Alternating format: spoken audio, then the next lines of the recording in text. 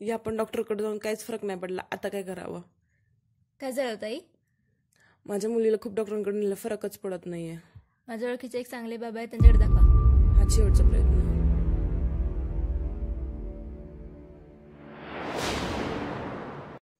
बालिके, काय झालं? काय समस्या आहे तुझी? बाबा बघा ना, माझ्या मुलीला काय झालंय. खूप शांत शांत राहतीये ती आजकाल, जेवत पण नाहीये. आता तुम्ही चिंता नका करू. आमचे बाबा सर्वात श्रेष्ठ आहे. आता तुमच्या समस्याचं ते निवारण करतील. आता तुम्ही निश्चिंत व्हा आणि बाहेर प्रतीक्षा करा. बाबांना त्यांचे काम करू द्या. काय झालं बाळा? आई, त्या बाबांनी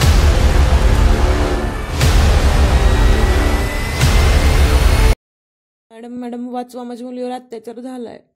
काय झालंय? बसा. मॅडम, माझ्या मुलीवर अत्याचार झालाय बघा.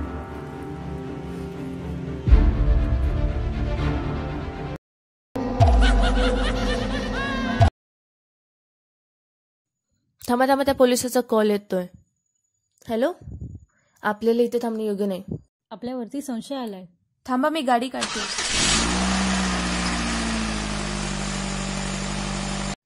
या चुका करू नये. अनोळखी व्यक्तींवर विश्वास ठेवू नये.